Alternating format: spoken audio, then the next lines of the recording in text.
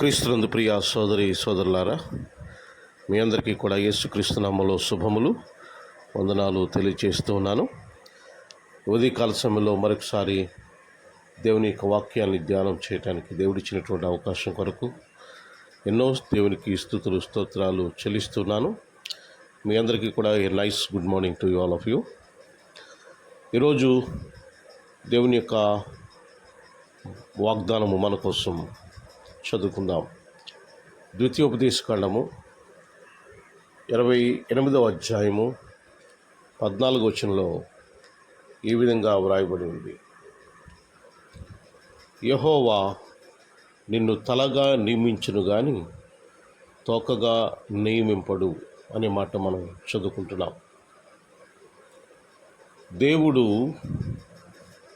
మనలను తలగా నియమిస్తాడట, తోకగా నియమింపడు.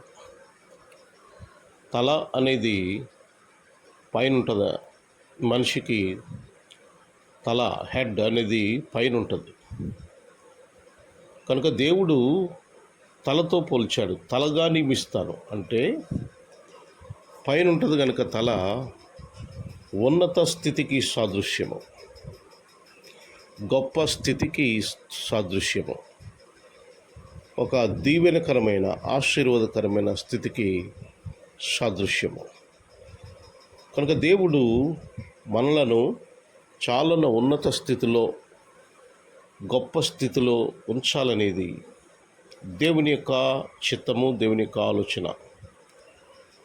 దేవుని నమ్ముకున్నటువంటి వారు ఎవరు కూడా, దేవునిని ఆశ్రయించిన వారు ఎవరు కూడా, వాళ్ళు ఎప్పుడు కూడా కిందికి పోరు, పైకి వెళతారు తప్ప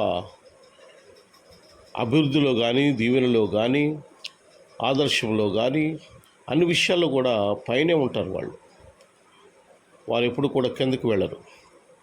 కనుక దేవుడు మనకి ఇచ్చినటువంటి వాగ్దానం తలగా నియమిస్తాడు కానీ తోకగా నియమింపడనేటువంటి మాట మనం చూస్తున్నాం. ఈ రోజున మనకు ఏది అవసరమో, లేక దేంట్లో మనము తక్కువగా ఉన్నాము అని అనుకుంటున్నామేమో.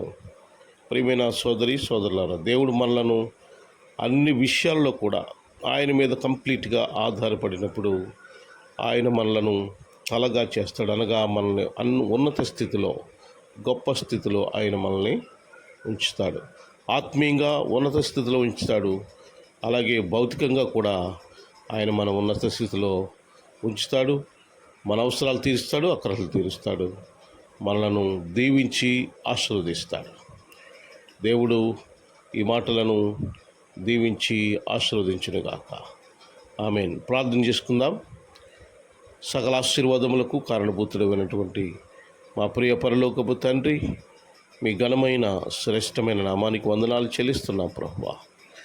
మరొక నూతన దినము మా జీవితాల్లో మీరు అనుగ్రహించినందుకు మీకు ఎన్నో స్తుతులు స్తోత్రాలు చెల్లిస్తున్నాను.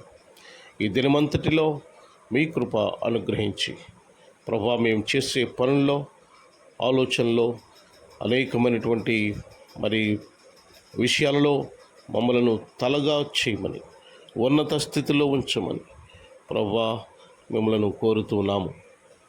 దీవించండి, ఆయన ఆశీర్వదించండి. ప్రతి సమస్యను మేము జయించటానికి, ప్రతి కష్టాన్ని కూడా ప్రభువా మేము జయించడానికి మమ్మలను బలపరచమని, దీవించమని, ఆశీర్వదించమని కోరి ప్రార్థన చేస్తున్నాం. దేవా, మీకు వందనాలు తండ్రి.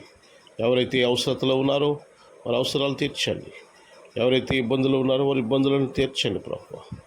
ఎవరైతే రుణ సమస్యల్లో ఉన్నారో రుణ సమస్యల నుంచి విడిపించమని కోరి ప్రార్థన చేస్తున్నాను. ధైర్యం లేని వారికి ధైర్యం ఇవ్వండి ప్రభువా. ఆదరణ లేని వారికి ఆదరణ ఇవ్వండి ప్రభువా.